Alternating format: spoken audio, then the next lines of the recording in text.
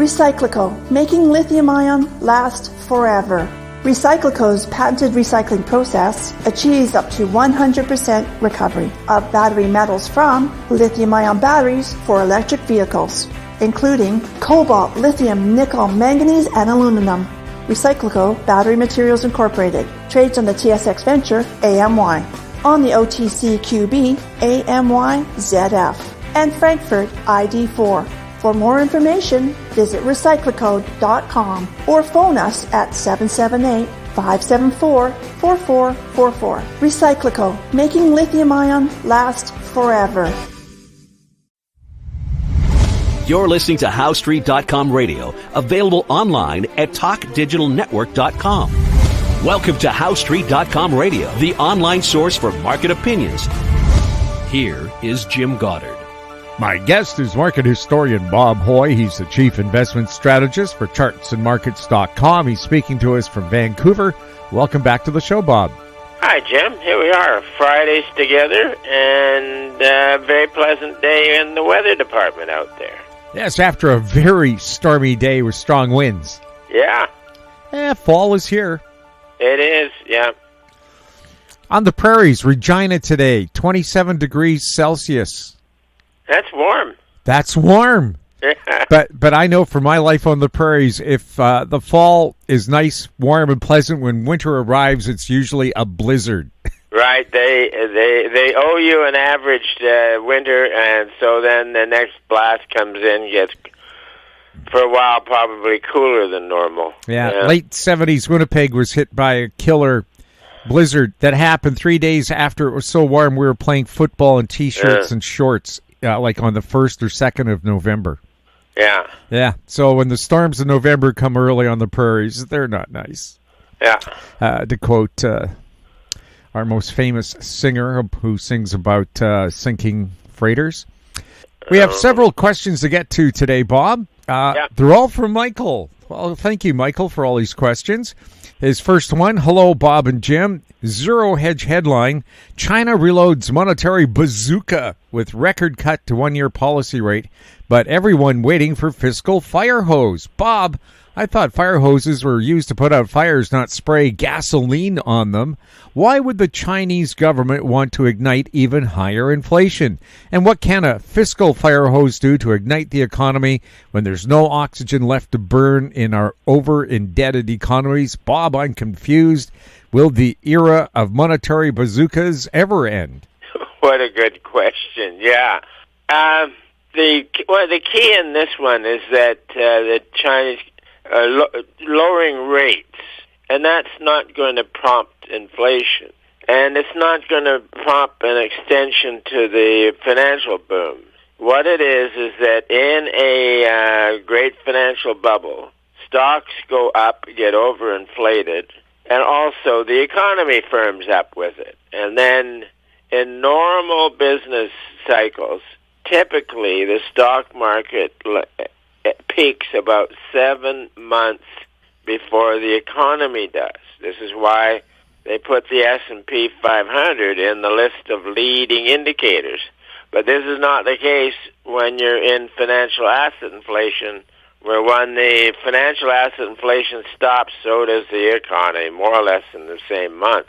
So the point is that falling short rates are determined by market forces and best monitored by the 3 or 6 month Treasury bill in the senior economy. And it's been heading down for a couple of months now. And when it rolled over 5 or 6 weeks ago, we thought that by late October, the Fed would celebrate its first rate cut. But disasters are accompanied by T-bill rates going down and the Federal Reserve following with Fed cuts. And if you take a look at the evidence on charts, T-bill rates going up says the party is on. T-bill rates going down and the Fed following says the party is off. You get your worst. Well, we've got a chart here, S&P and the 3-month T-bill, and the fastest plunges in both have happened together. So yeah, the T-bill rate has rolled over. The Fed has made, and the Bank of Canada has made a rate cut, and that spells disaster. So I don't expect anything out of the markets. Now, about fiscal fire hoses, no, the cutting of rates is following the T-bill rate, and it's tracking the decline. So there's no monetary bazookas will work or anything like that. So yeah. So then he's got another question here. Yes, the other question for Bob, has the U.S. dollar bottomed, and is it time to go long with the U.S. dollar? Financial pundits are advising to get out of the U.S. buck and buy commodities and uranium shares in anticipation of the AI revolution and an impending commodity boom. But what if deflation takes hold? Bob, what's going on here? Your second question, what if deflation takes hold? And this is what it is. Since the development of a stock market in London in the late 1690s, it was the start of the modern world. And also in 1694, the Bank of England was formed. So, then also in 1692, a guy by the name of John Houghton started publishing a stock market letter. So, hey, by the late 1600s, the modern world of finance had arrived. You had a central bank of issue, and you had a financial market letter writer. Hey, does it get any better? So, anyways, the senior currency tendency is that once a great bubble is over, then the senior currency firms, because you're going into a deflationary environment. So we're expecting the U.S. dollar to go up, and it is technically, it got pretty beat up at that 101.40 level, and there was support there. And I think it could take maybe another 4 or 5 weeks to base, and then I think we can get a nice intermediate rally out of the U.S. dollar.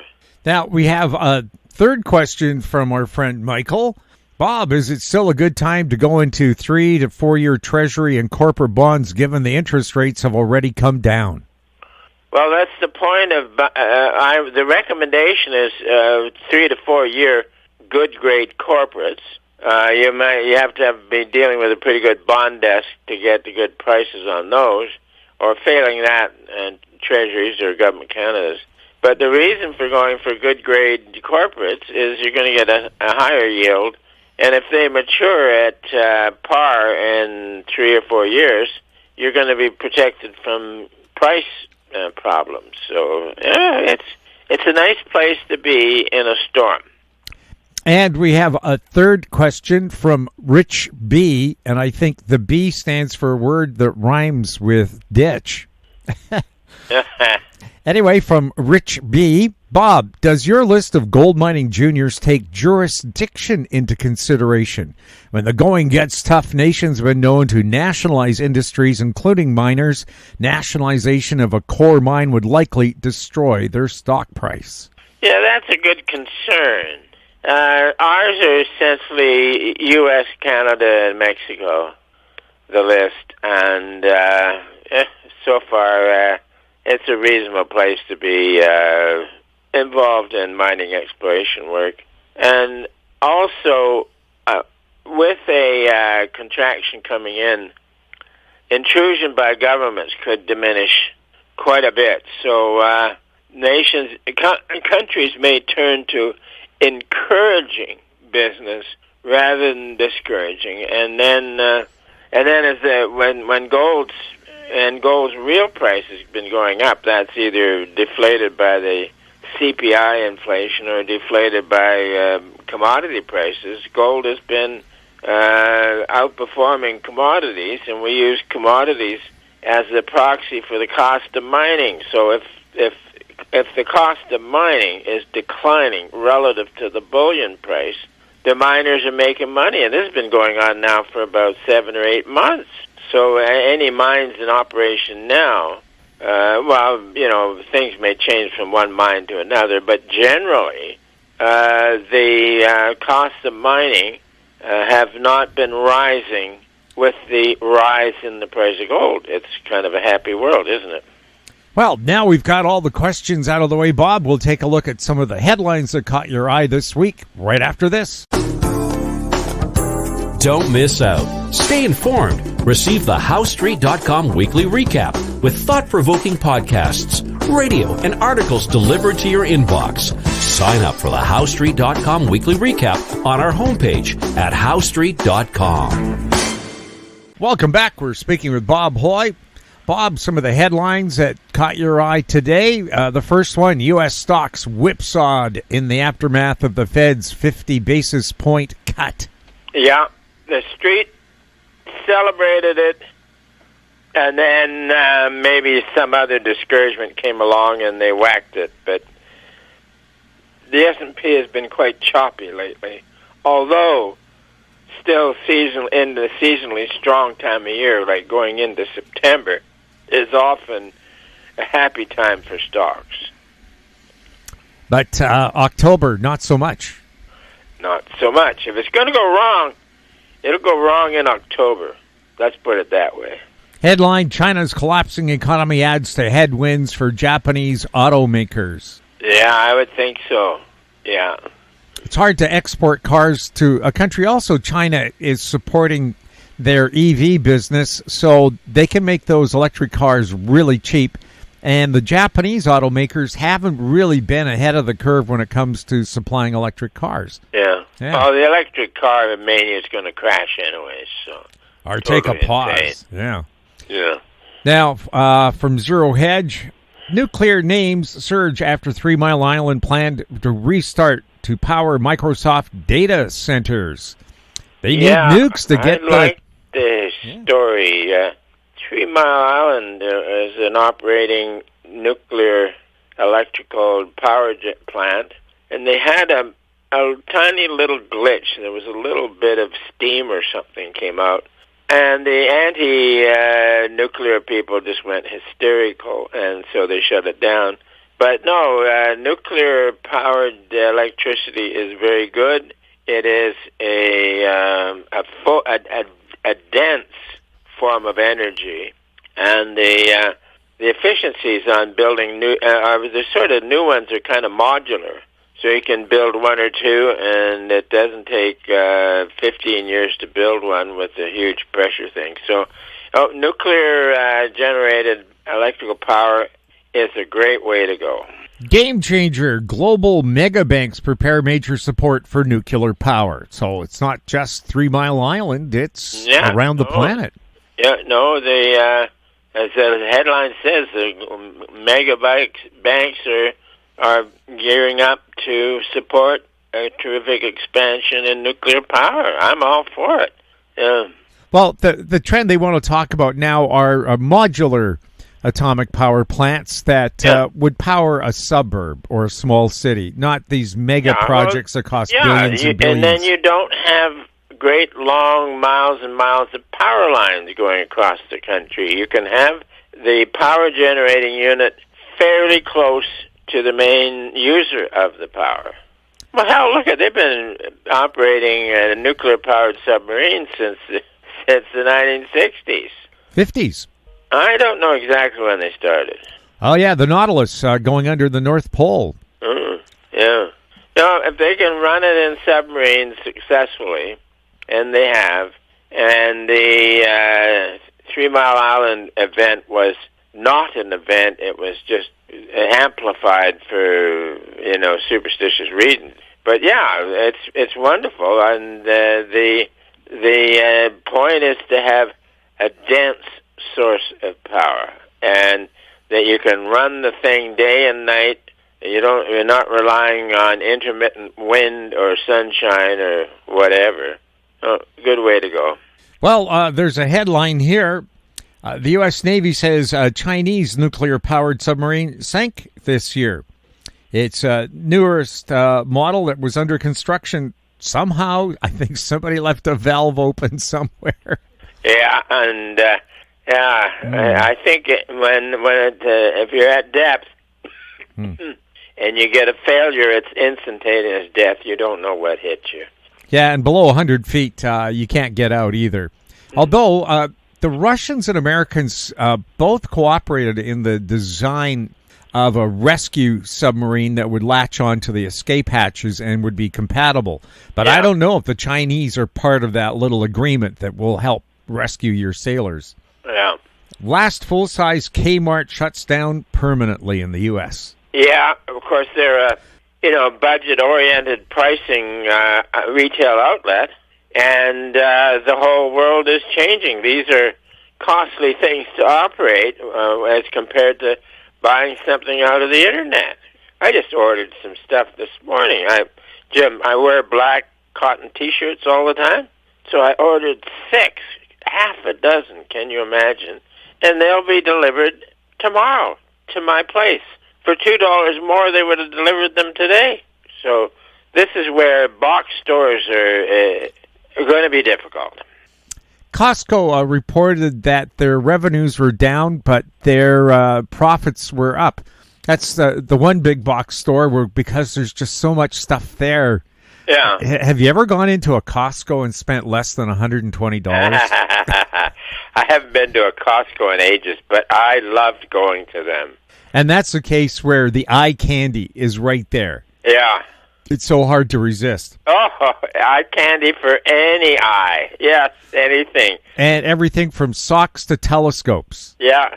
Bought my sister a nice telescope there. It was $300 less than the telescope center. Yeah. For the same model. I've got essentially a handheld telescope. It's 12 power. And that's enough magnification that you get quite a field of move if you move your hand. So I've got the kind that's got the screw thing underneath it, and I've got it on a pole so that it provides the stability. And when I go out on my deck and use it, it's all steady. And 12 power is pretty good under that. I would sooner had 10 power, but I couldn't find the right telescope then. Oh, and we have another headline that just came here. It's from Breitbart. Shock. Consumer confidence unexpectedly plummets. Worst decline in 3 years. Yeah. The key word in that headline is plummets. So they're all making brave noises about the U.S. economy, but you get individual sectors or items that plummet or collapse. I don't know. I saved a few of them, but plummet and collapse or crash, they've been using those not on the big market, but on certain price series where you come in with lower than what the street was expecting. So. The U.S. economy is all about consumer spending, isn't it? Yeah. Oh, yeah. You got to have the consumer. Unless it's the government consuming on your behalf. Yes. Americans and gadgets. My American buddy, when I was in junior high school, he had 3 times as many gadgets as I had because he just moved to Canada. Stuff I'd never seen before. Oh. And he said, I left half of them back in Utah. Yeah. Just, they're gizmo crazy, and that's what makes the world go round. Yeah, well, people like to buy things when they can. And then when you get into a contraction, they can't, and they hunker right down, and so that could happen sometime. But all we know is that going into September, it's often good for the stock market. And American retailers, when they just suddenly move up to Canada without doing a lot of research, they expect Canadians to spend at the same level as Americans. We don't have the same available cash because we have much higher taxes. Oh, yeah. No. Canada's affordability index is very low relative to the U.S. Yeah. And we don't have the number of billionaires that they have, or millionaires. Yeah, well, yeah. But I think even if you did it on a per capita basis, it's still not going to be anything near. Look at all the millionaires in Seattle because the original Microsoft workers worked for shares instead of actual pay. Yeah. So in a few years, they were all millionaires, at least on paper. Yeah. And the amazing thing is they continued to work for their salaries and held on to those shares. That's admirable, isn't it? Bob, thank you so much for being on the show. Good to be with you, Jim, and look forward to next week. My guest has been market historian Bob Hoye, the chief investment strategist for chartsandmarkets.com. If you have any questions for Bob or for any of our guests, you can send them to info@howestreet.com. We'll ask those questions for you. Our YouTube channel is Talk Digital Network. Find us on X @HowStreet. We're also on Facebook. I'm Jim Goddard. Thank you for listening. Comments made on HowStreet.com radio are an expression of opinion only and should not be construed in any matter whatsoever as recommendations to buy or sell any financial instrument at any time. Available online at TalkDigitalNetwork.com. HowStreet.com radio is a production of HowStreet Media Incorporated.